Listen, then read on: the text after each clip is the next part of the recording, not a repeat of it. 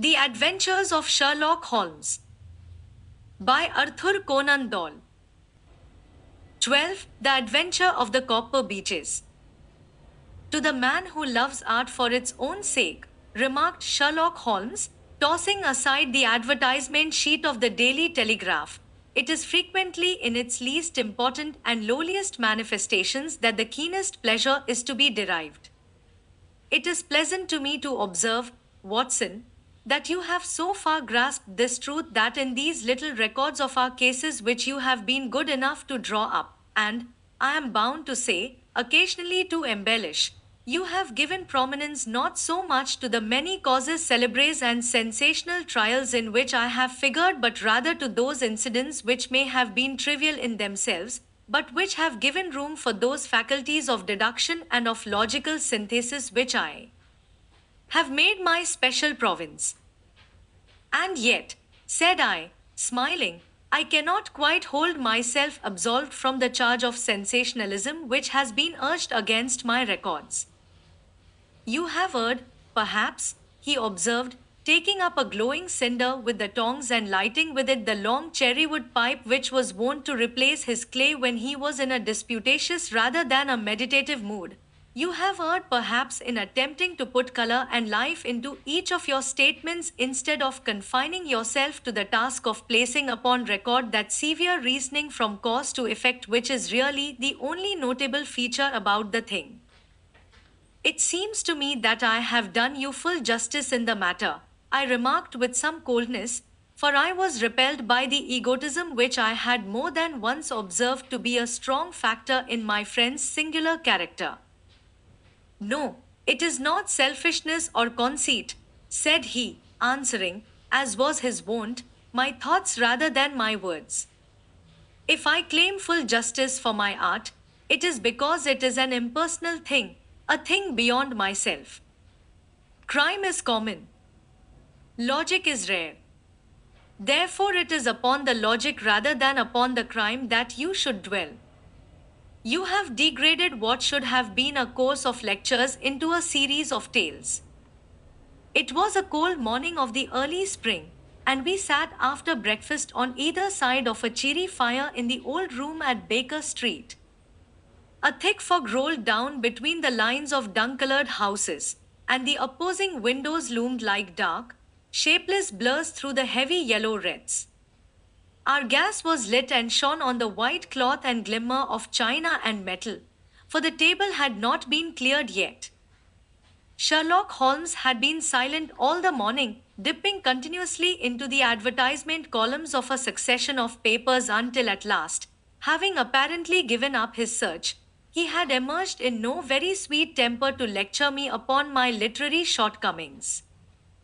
At the same time, he remarked after a pause, during which he had sat puffing at his long pipe and gazing down into the fire, you can hardly be open to a charge of sensationalism, for out of these cases which you have been so kind as to interest yourself in, a fair proportion do not treat of crime, in its legal sense, at all. The small matter in which I endeavored to help the King of Bohemia, the singular experience of Miss Mary Sutherland, the problem connected with the man with the twisted lip, and the incident of the noble bachelor, were all matters which are outside the pale of the law. But in avoiding the sensational, I fear that you may have bordered on the trivial. The end may have been so, I answered, but the methods I hold to have been novel and of interest. Pshaw, my dear fellow, what do the public, the great unobservant public, who could hardly tell a weaver by his tooth or a compositor by his left thumb, care about the finer shades of analysis and deduction? But, indeed, if you are trivial, I cannot blame you, for the days of the great cases are past. Man, or at least criminal man, has lost all enterprise and originality. As to my own little practice, it seems to be degenerating into an agency for recovering lost lead pencils and giving advice to young ladies from boarding schools. I think that I have touched bottom at last, however. This note I had this morning marks my 0 point, I fancy. Read it. He tossed a crumpled letter across to me. It was dated from Montague Place upon the preceding evening and ran thus: Dear Emma Holmes, I am very anxious to consult you as to whether I should or should not accept a situation which has been offered to me as governess. I shall call at 10:30 tomorrow if I do not inconvenience you. Yours faithfully, Violet Hunter. Do you know the young lady? I asked. Not I. It is 10:30 now. Yes, and I have no doubt that is her ring. It may turn out to be of more interest than you think. You remember that the affair of the blue carbuncle, which appeared to be a mere whim at first, developed into a serious investigation. It may be so in this case, also. Well, let us hope so. But our doubts will very soon be solved, for here, unless I am much mistaken, is the person in question. As he spoke, the door opened and a young lady entered the room.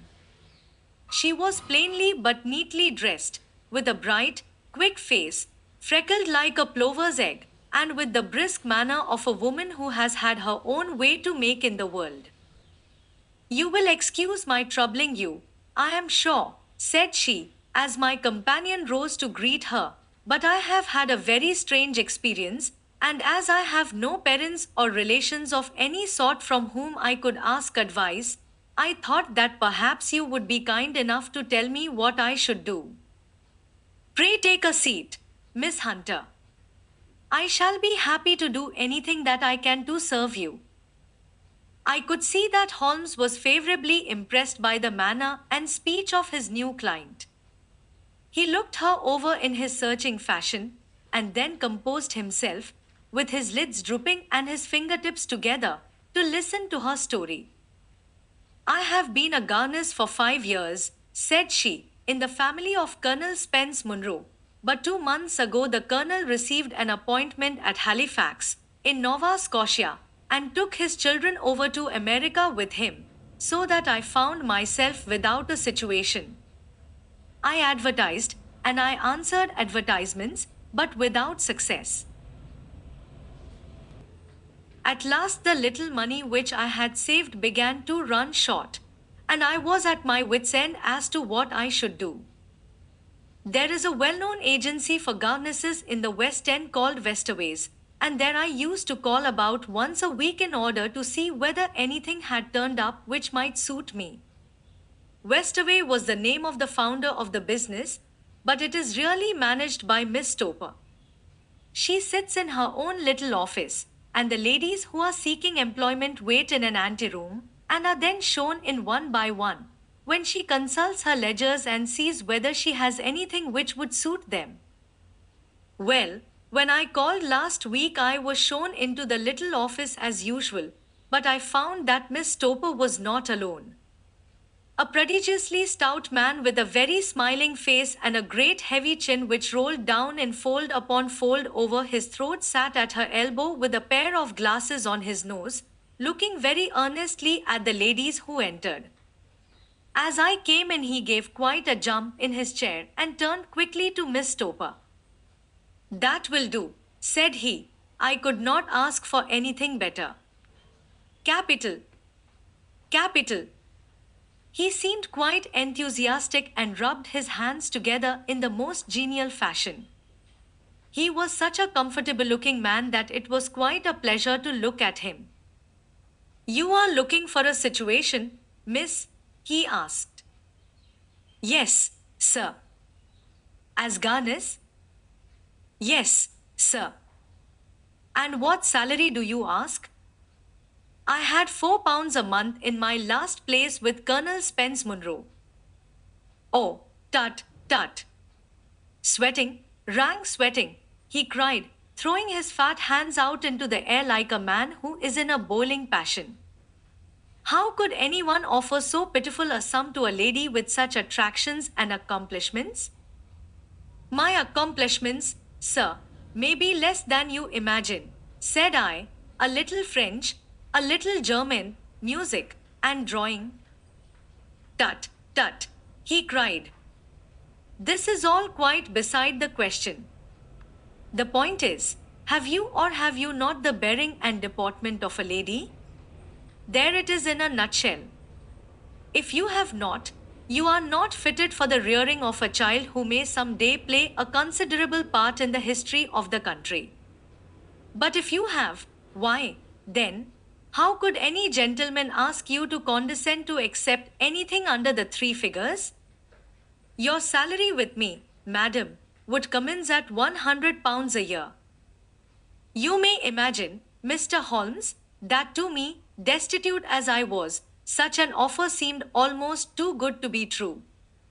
The gentleman, however, seeing perhaps the look of incredulity upon my face, opened a pocket book and took out a note.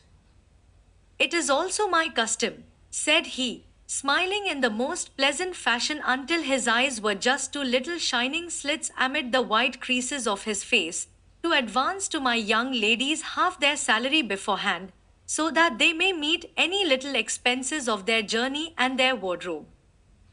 It seemed to me that I had never met so fascinating and so thoughtful a man. As I was already in debt to my tradesmen, the advance was a great convenience, and yet there was something unnatural about the whole transaction which made me wish to know a little more before I quite committed myself. May I ask where you live, sir? Said I. Hampshire. Charming rural place. The Copper Beeches, 5 miles on the far side of Winchester. It is the most lovely country, my dear young lady, and the dearest old country house. And my duties, sir? I should be glad to know what they would be. One child, one dear little romper just 6 years old.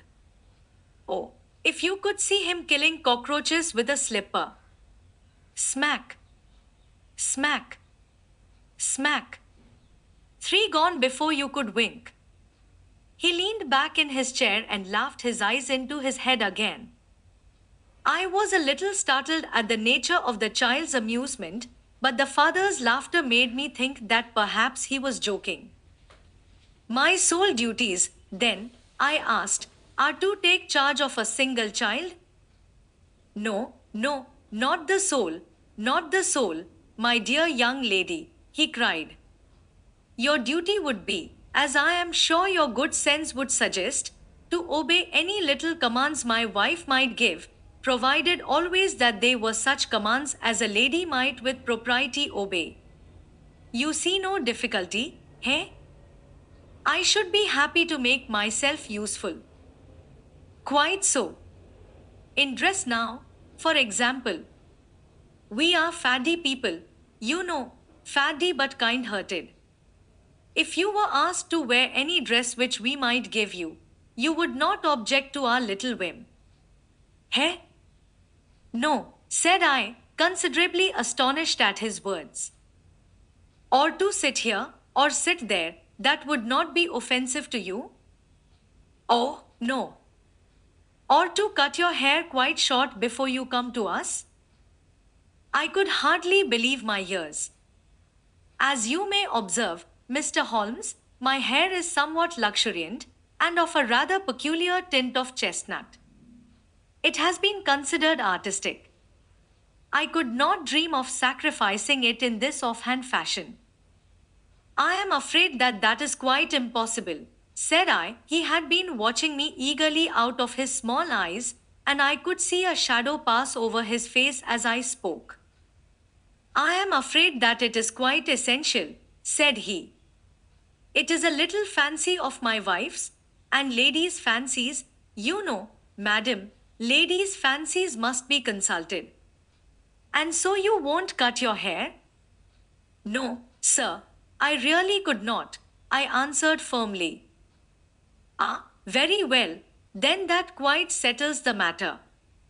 It is a pity, because in other respects you would really have done very nicely. In that case, Miss Toper, I had best inspect a few more of your young ladies. The manageress had sat all this while busy with her papers without a word to either of us.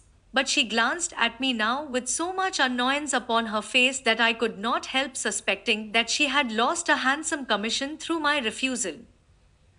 Do you desire your name to be kept upon the books? She asked. If you please, Miss Topper.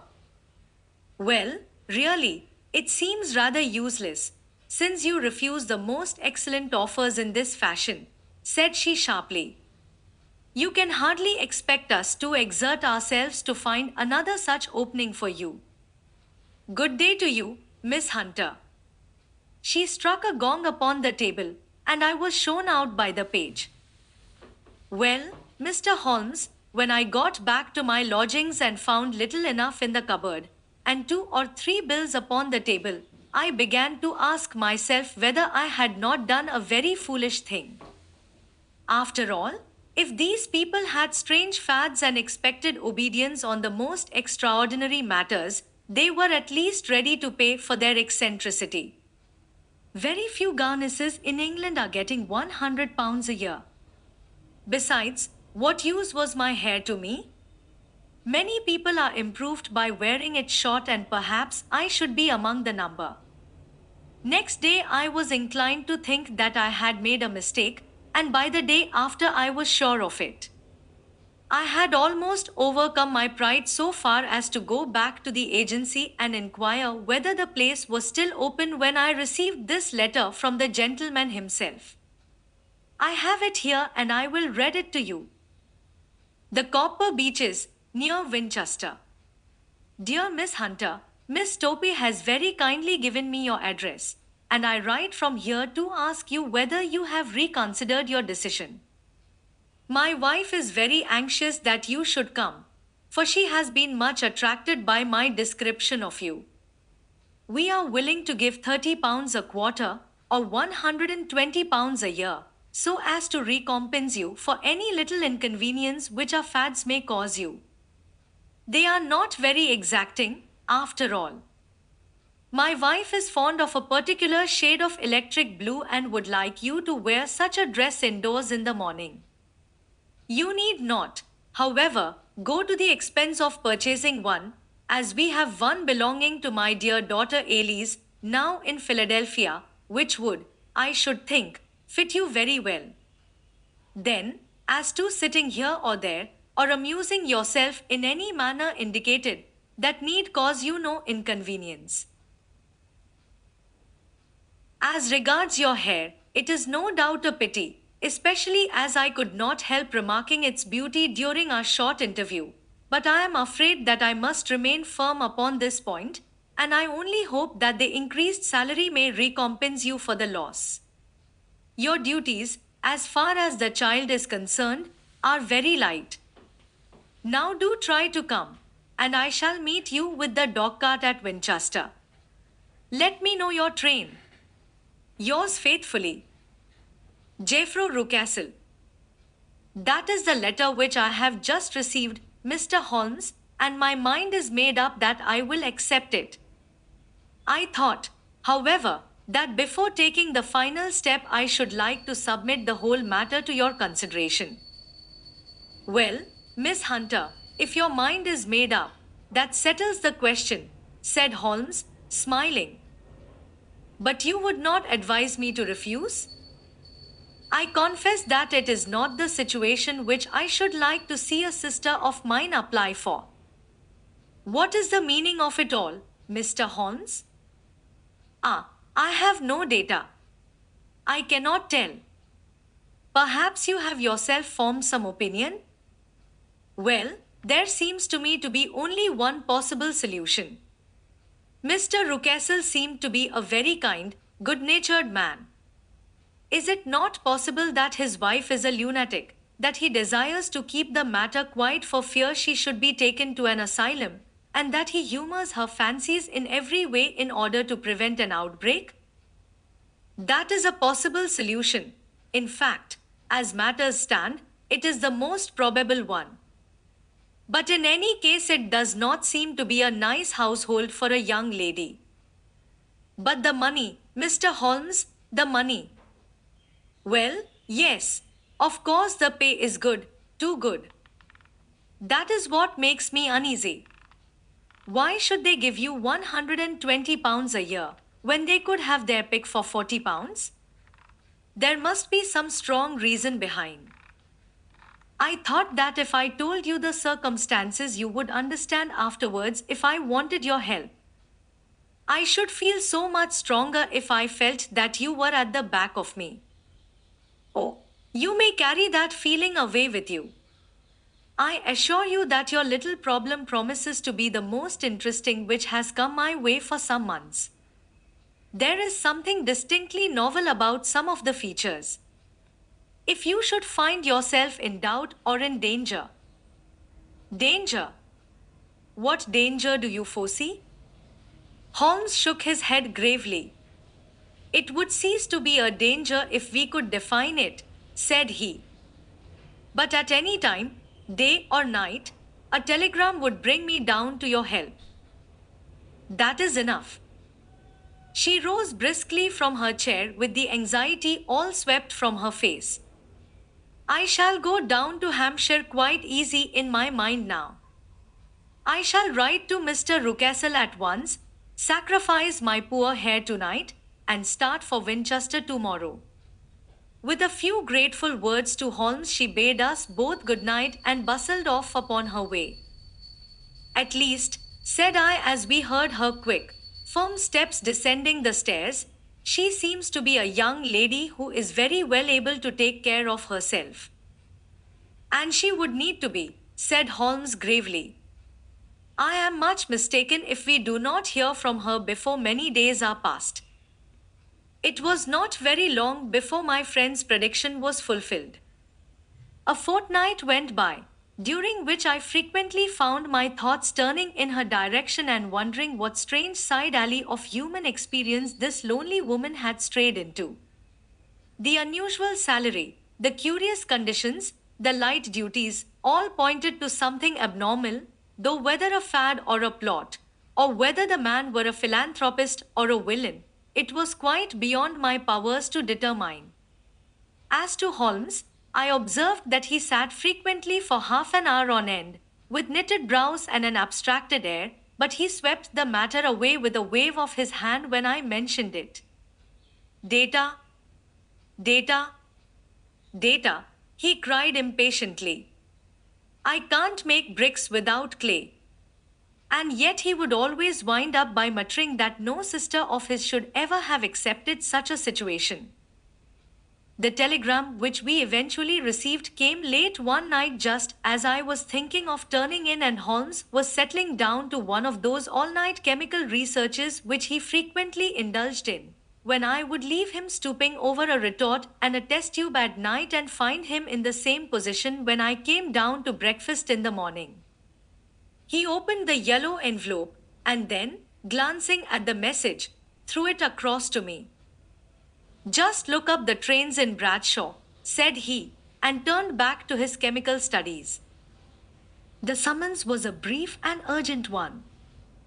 Please be at the Black Swan Hotel at Winchester at midday tomorrow, it said.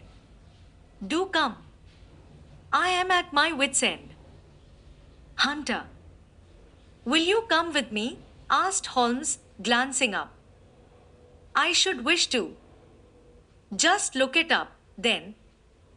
There is a train at 9:30, said I, glancing over my Bradshaw. It is due at Winchester at 11:30.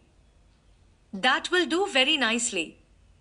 Then perhaps I had better postpone my analysis of the acetones, as we may need to be at our best in the morning. By 11 o'clock the next day we were well upon our way to the old English capital. Holmes had been buried in the morning papers all the way down, but after we had passed the Hampshire border he threw them down and began to admire the scenery. It was an ideal spring day, a light blue sky, flecked with little fleecy white clouds drifting across from west to east. The sun was shining very brightly, and yet there was an exhilarating nip in the air, which set an edge to a man's energy.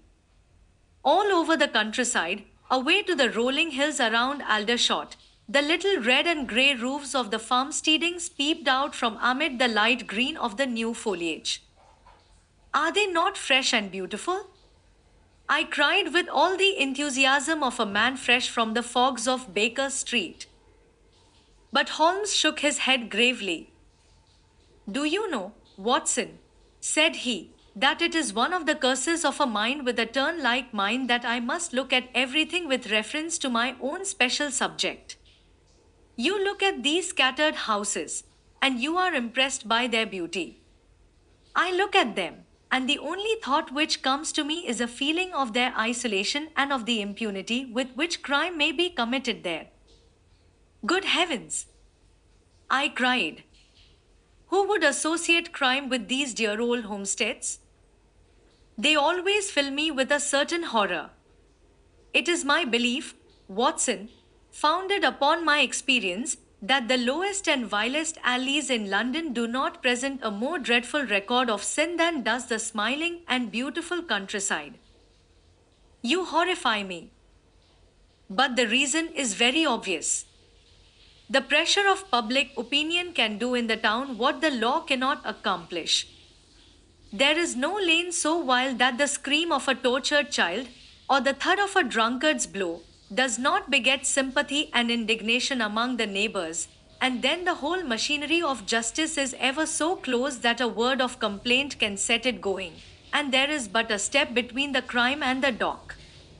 But look at these lonely houses, each in its own fields, filled for the most part with poor ignorant folk who know little of the law. Think of the deeds of hellish cruelty, the hidden wickedness which may go on, year in, year out, in such places, and none the wiser. Had this lady who appeals to us for help gone to live in Winchester, I should never have had a fear for her. It is the 5 miles of country which makes the danger. Still, it is clear that she is not personally threatened. No. If she can come to Winchester to meet us, she can get away. Quite so. She has her freedom. What can be the matter, then? Can you suggest no explanation? I have devised 7 separate explanations, each of which would cover the facts as far as we know them. But which of these is correct can only be determined by the fresh information which we shall no doubt find waiting for us. Well, there is the tower of the cathedral, and we shall soon learn all that Miss Hunter has to tell. The Black Swan is an inn of repute in the High Street, at no distance from the station, and there we found the young lady waiting for us. She had engaged a sitting room, and our lunch awaited us upon the table. I am so delighted that you have come, she said earnestly. It is so very kind of you both, but indeed I do not know what I should do. Your advice will be altogether invaluable to me. Pray tell us what has happened to you. I will do so, and I must be quick, for I have promised Mr. Rucastle to be back before 3. I got his leave to come into town this morning, though he little knew for what purpose.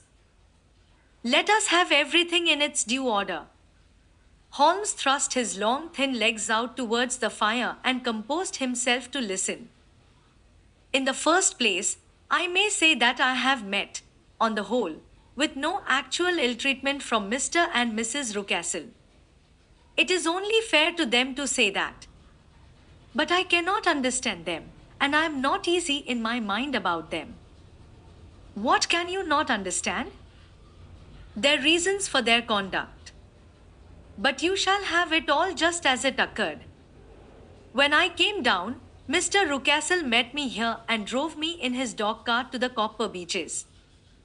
It is, as he said, beautifully situated, but it is not beautiful in itself, for it is a large square block of a house, whitewashed, but all stained and streaked with damp and bad weather.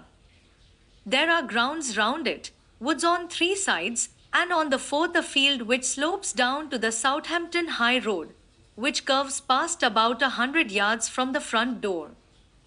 This ground in front belongs to the house, but the woods all round are part of Lord Southerton's preserves. A clump of copper beeches immediately in front of the hall door has given its name to the place. I was driven over by my employer, who was as amiable as ever, and was introduced by him that evening to his wife and the child. There was no truth, Mr. Holmes, in the conjecture which seemed to us to be probable in your rooms at Baker Street. Mrs. Rucastle is not mad. I found her to be a silent, pale faced woman, much younger than her husband, not more than 30, I should think, while he can hardly be less than 45. From their conversation, I have gathered that they have been married about 7 years, that he was a widower, and that his only child by the first wife was the daughter who has gone to Philadelphia. Mr. Rucastle told me in private that the reason why she had left them was that she had an unreasoning aversion to her stepmother. As the daughter could not have been less than 20, I can quite imagine that her position must have been uncomfortable with her father's young wife. Mrs. Rucastle seemed to me to be colorless in mind as well as in feature.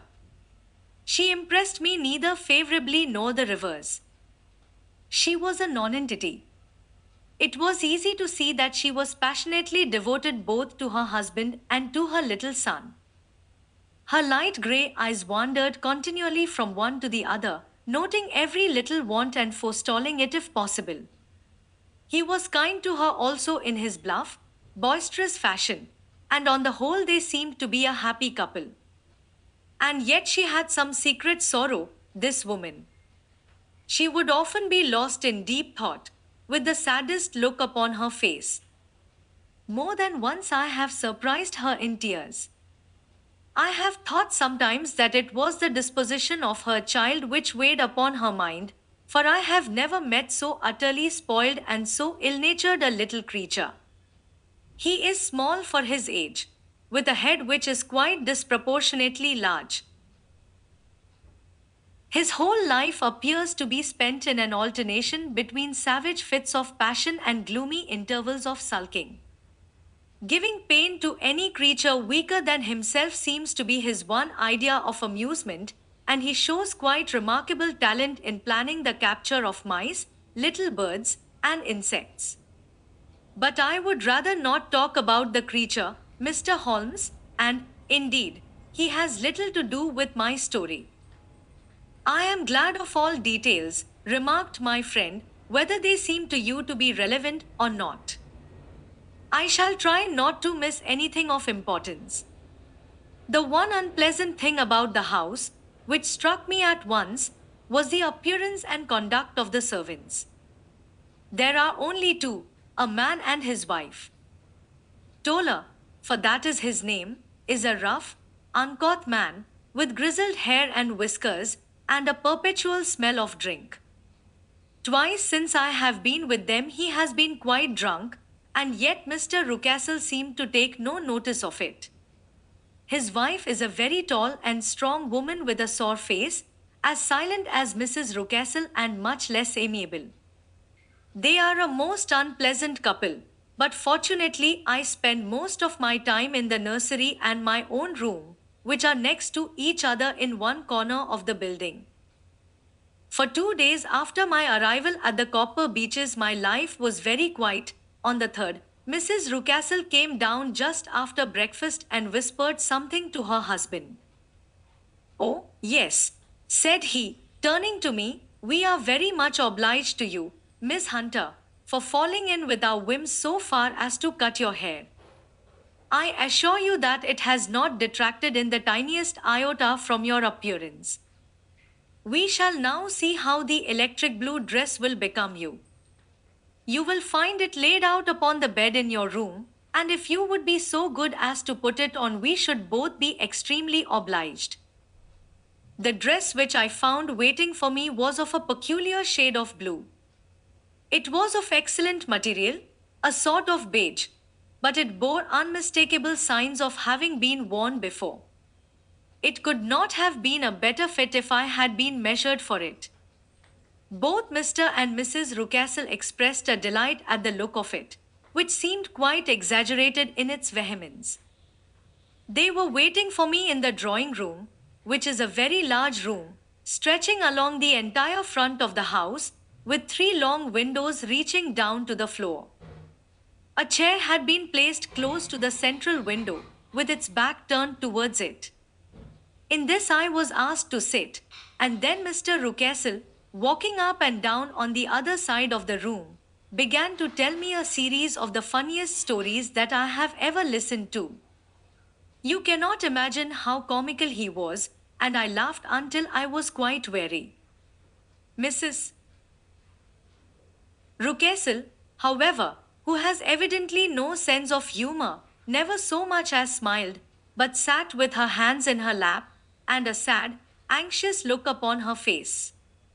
After an hour or so, Mr. Rucastle suddenly remarked that it was time to commence the duties of the day, and that I might change my dress and go to little Edward in the nursery. 2 days later, this same performance was gone through under exactly similar circumstances. Again, I changed my dress, again, I sat in the window, and again, I laughed very heartily at the funny stories of which my employer had an immense repertoire, and which he told inimitably. Then he handed me a yellow-backed novel, and moving my chair a little sideways, that my own shadow might not fall upon the page, he begged me to read aloud to him. I read for about 10 minutes, beginning in the heart of a chapter, and then suddenly, in the middle of a sentence, he ordered me to cease and to change my dress. You can easily imagine, Mr. Holmes, how curious I became as to what the meaning of this extraordinary performance could possibly be. They were always very careful, I observed, to turn my face away from the window, so that I became consumed with the desire to see what was going on behind my back. At first it seemed to be impossible, but I soon devised a means.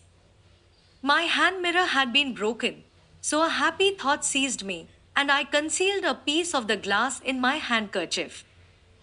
On the next occasion, in the midst of my laughter, I put my handkerchief up to my eyes and was able with a little management to see all that there was behind me.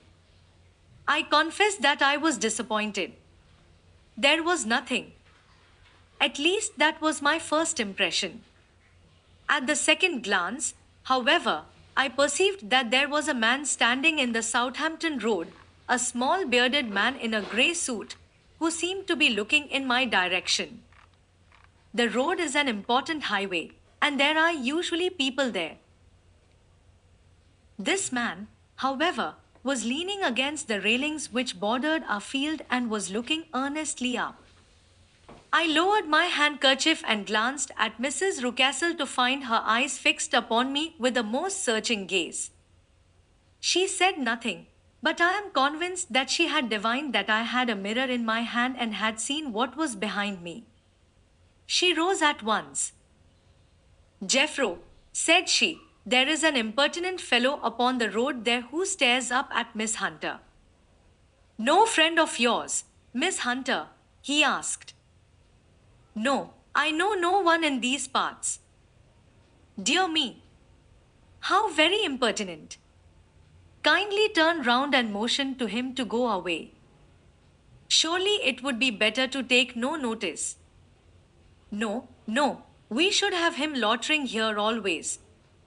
Kindly turn round and wave him away like that." I did as I was told, and at the same instant Mrs. Rucastle drew down the blind.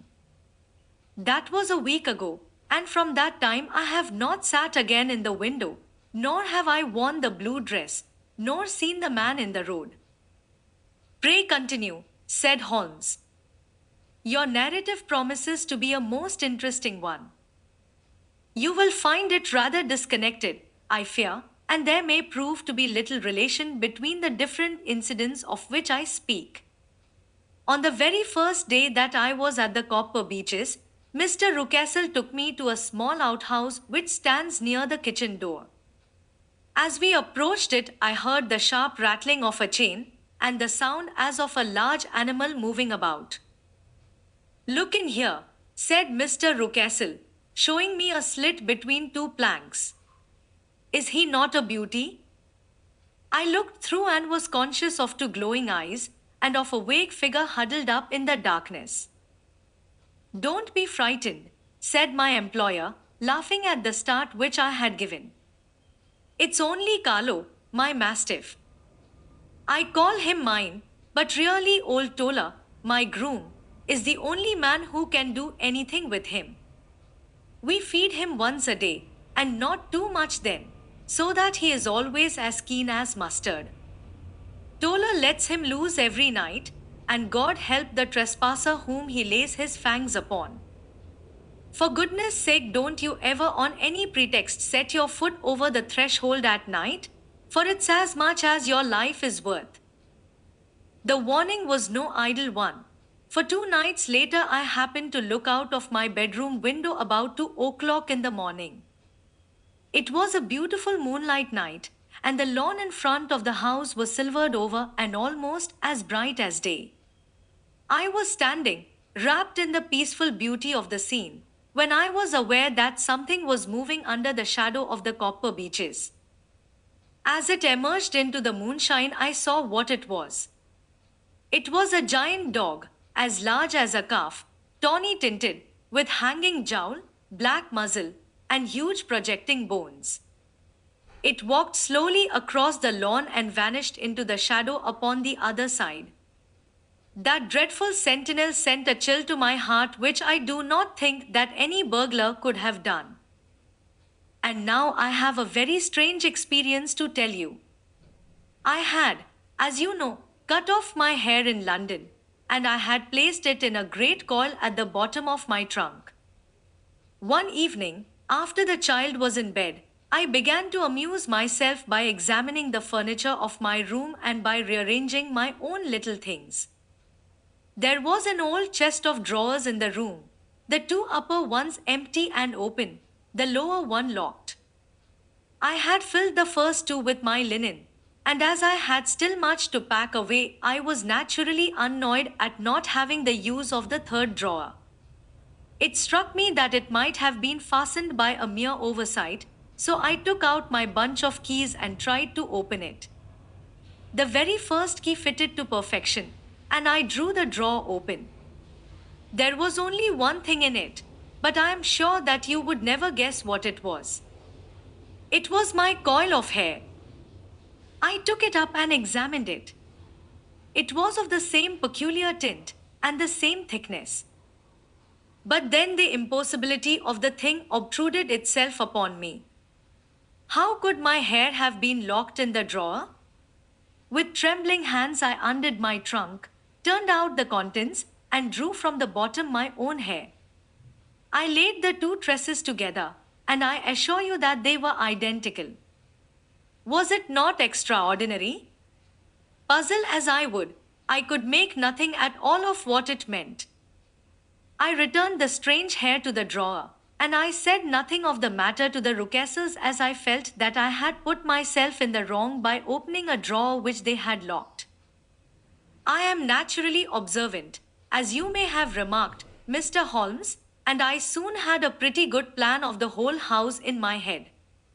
There was one wing, however, which appeared not to be inhabited at all. A door which faced that which led into the quarters of the Tollers opened into this suite, but it was invariably locked. One day, however, as I ascended the stair, I met Mr. Rucassel coming out through this door, his keys in his hand, and a look on his face which made him a very different person to the round, jovial man to whom I was accustomed. His cheeks were red, his brow was all crinkled with anger, and the veins stood out at his temples with passion. He locked the door and hurried past me without a word or a look. This aroused my curiosity, so when I went out for a walk in the grounds with my charge, I strolled round to the side from which I could see the windows of this part of the house. There were 4 of them in a row, 3 of which were simply dirty, while the 4th was shuttered up. They were evidently all deserted. As I strolled up and down, glancing at them occasionally, Mr. Rucassel came out to me, looking as merry and jovial as ever.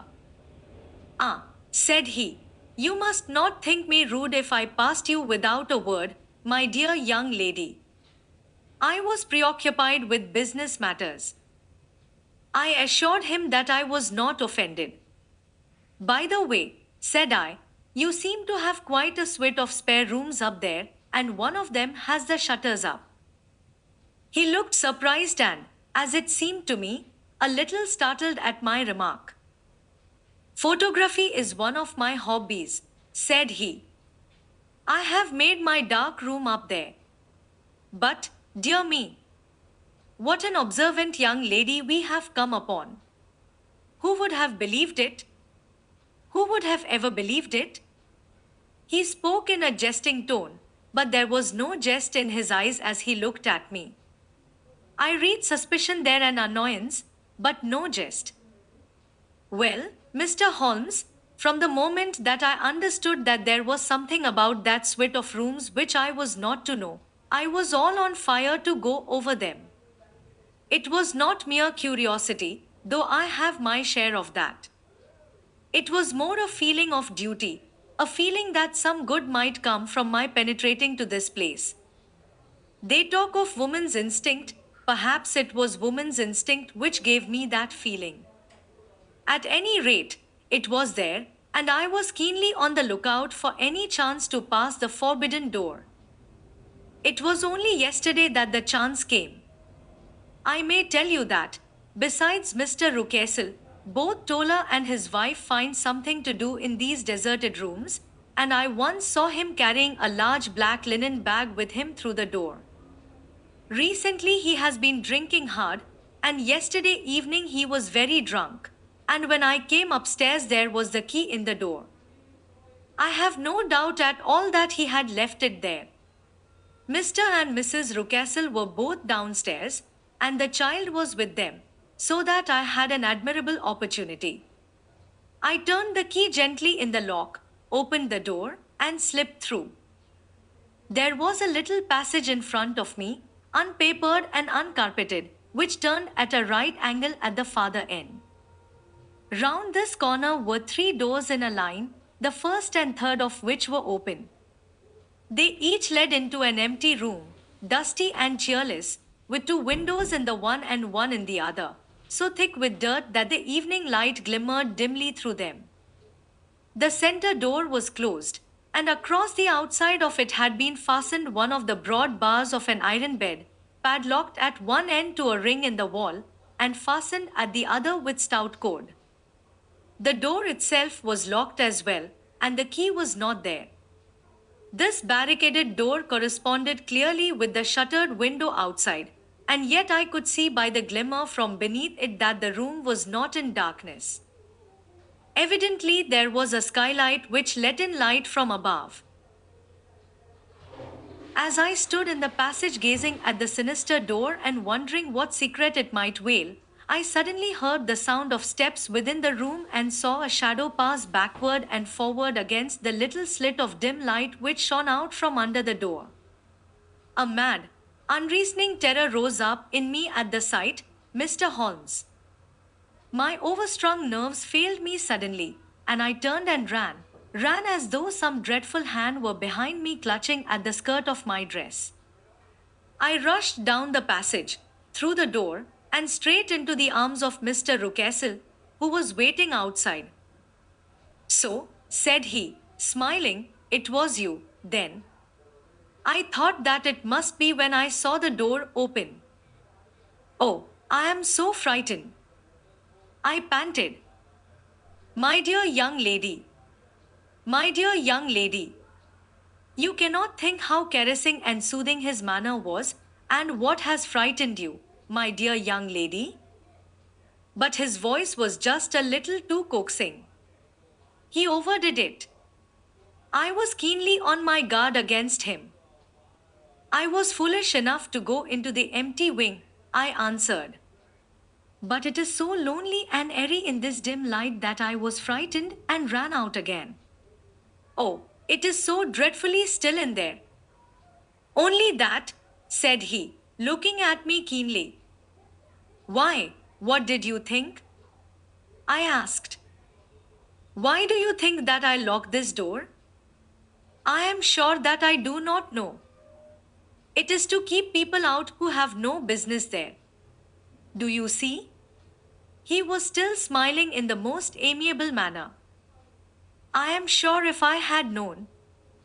Well, then, you know now. And if you ever put your foot over that threshold again, here in an instant the smile hardened into a grin of rage, and he glared down at me with the face of a demon. I'll throw you to the mastiff. I was so terrified that I do not know what I did. I suppose that I must have rushed past him into my room. I remember nothing until I found myself lying on my bed trembling all over. Then I thought of you, Mr. Holmes. I could not live there longer without some advice. I was frightened of the house, of the man, of the woman, of the servants, even of the child. They were all horrible to me. If I could only bring you down, all would be well. Of course, I might have fled from the house, but my curiosity was almost as strong as my fears. My mind was soon made up. I would send you a wire. I put on my hat and cloak, went down to the office, which is about half a mile from the house, and then returned, feeling very much easier. A horrible doubt came into my mind as I approached the door lest the dog might be loose, but I remembered that Tolo had drunk himself into a state of insensibility that evening, and I knew that he was the only one in the household who had any influence with the savage creature, or who would venture to set him free. I slipped in safety and lay awake half the night in my joy at the thought of seeing you. I had no difficulty in getting leave to come into Winchester this morning, but I must be back before 3 o'clock, for Mr. and Mrs. Rucastle are going on a visit, and will be away all the evening, so that I must look after the child. Now I have told you all my adventures, Mr. Holmes, and I should be very glad if you could tell me what it all means, and, above all, what I should do. Holmes and I had listened spellbound to this extraordinary story. My friend rose now and paced up and down the room, his hands in his pockets, and an expression of the most profound gravity upon his face. Is Toller still drunk? He asked. Yes. I heard his wife tell Mrs. Rucastle that she could do nothing with him. That is well. And the Rucastles go out tonight? Yes. Is there a cellar with a good strong lock? Yes, the wine cellar. You seem to me to have acted all through this matter like a very brave and sensible girl, Miss Hunter. Do you think that you could perform one more feat?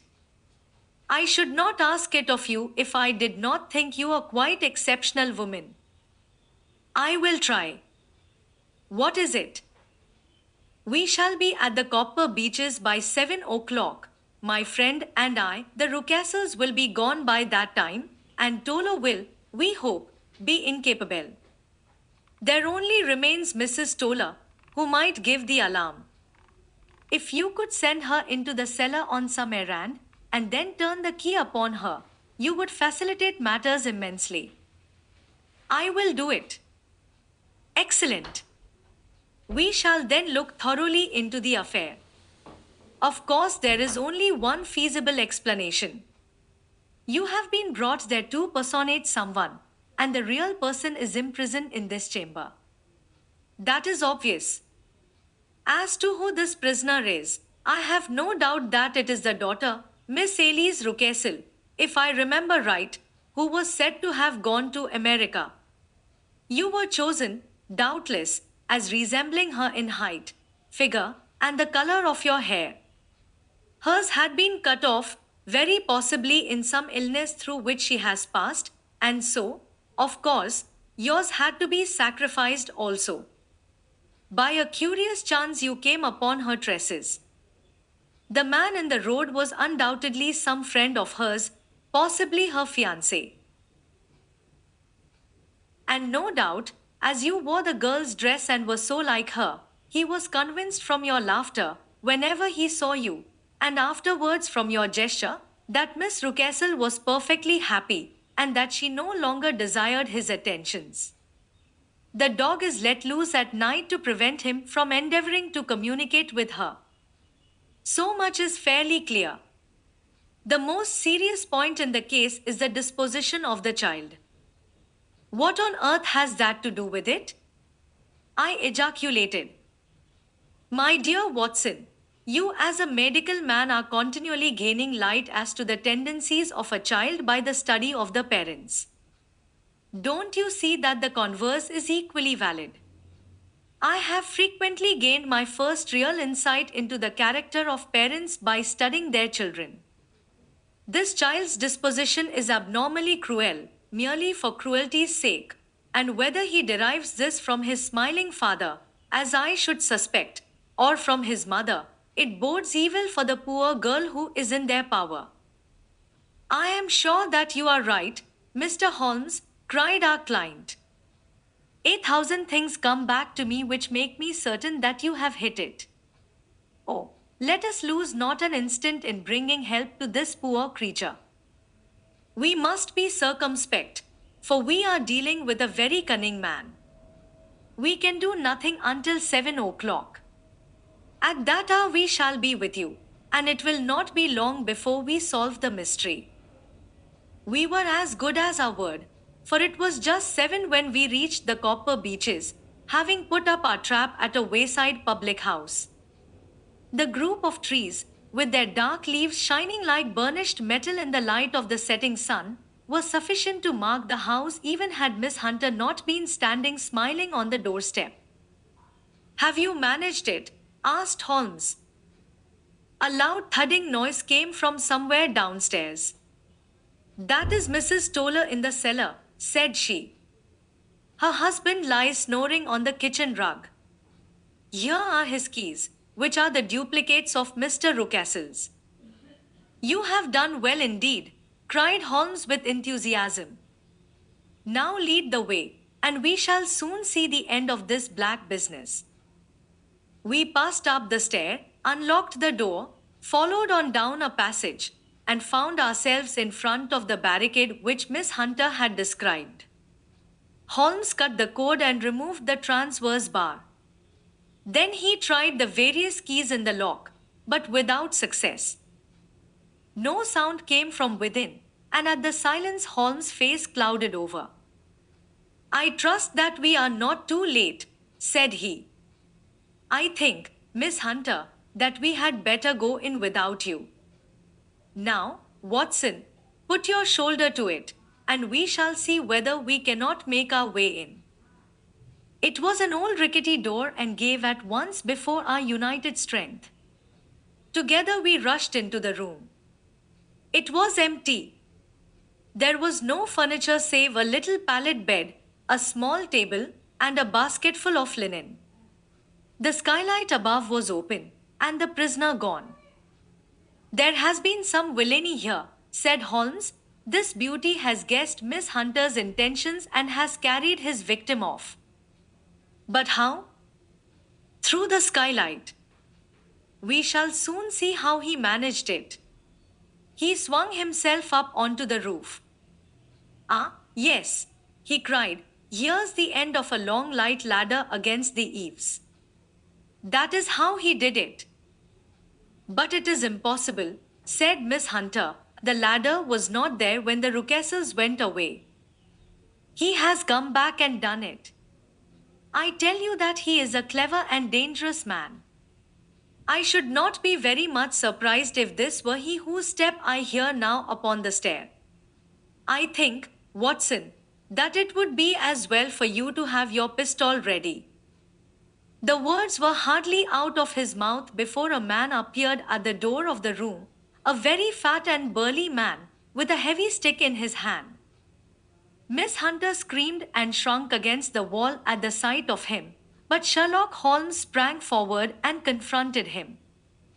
You villain, said he, where's your daughter? The fat man cast his eyes round, and then up at the open skylight. It is for me to ask you that, he shrieked, you thieves. Spies and thieves. I have caught you, Have I?